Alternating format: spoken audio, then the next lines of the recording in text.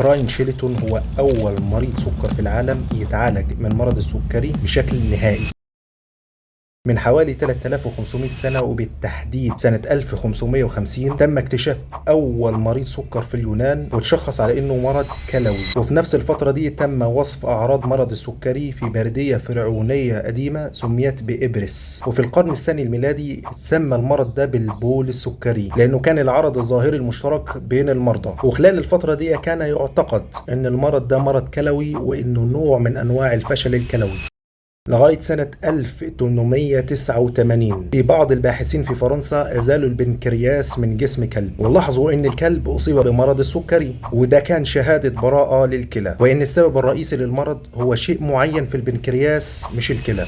في سنة 1921 تم اكتشاف هرمون الانسولين على يد تشارلز بيست وبانتينج بعد ما عملوا تجارب على 410 كلب، واكتشفوا ان الهرمون ده هو المسؤول عن خفض مستوى السكر في الدم. وفي السنة اللي بعدها سنة 1922 تم عزل الانسولين لأول مرة وحقنه في طفل مريض بالسكر. في سنة 1923 التحق بالفريق البحثي الصيدلي الامريكي إيلاي ليلي ليتم انتاج الانسولين المستخلص من البقر والخنازير لأول مرة من شركة إيلاي ليلي تحت اسم تجاري إيليتين عام 1923. وده كان أول اسم للإنسولين قبل ما يتغير ويبقى اسمه إنسولين، ولكن كان فيه عدة مشاكل ما كانتش في الحسبان.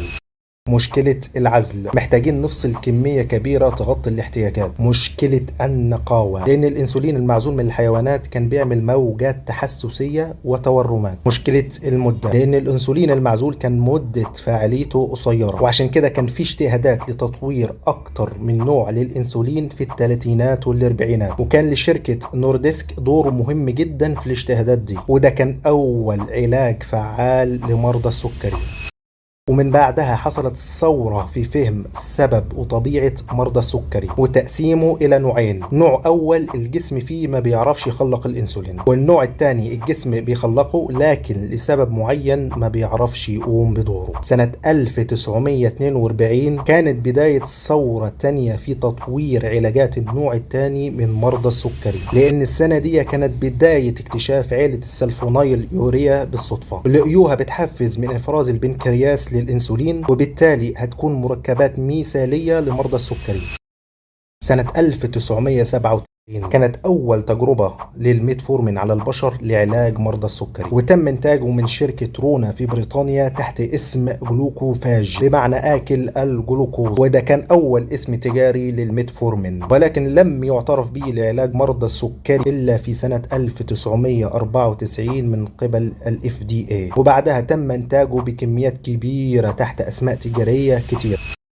سنة 1978 حصلت الثورة في الأوساط العلمية بتطوير الهندسة الوراثية، وكان أول تطبيق ليها في المجال الطبي هو إنتاج الإنسولين المعدل وراثيا، وبالتالي إنتاج كميات أكبر وعزل ونقاء أكبر من الإنسولين الحيواني بأقل تكلفة عن طريق عزل الجين الخاص بإنتاج الإنسولين البشري وزرعه في الحمض النووي للبكتيريا، وعند تكاثر البكتيريا تنتج كميات كبيرة من الإنسولين.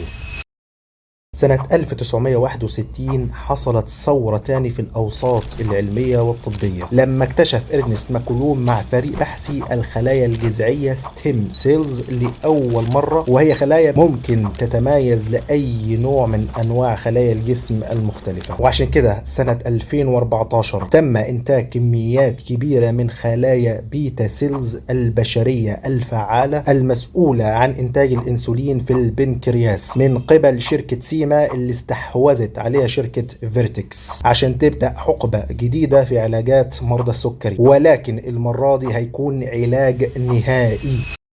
وبدأت التجارب السريرية اللي من المفترض تكون من 5 ل10 سنين على مريض متطوع اسمه براين شيلتون، اللي هيكون أول مريض سكر في العالم يتعالج من مرض السكري بشكل نهائي.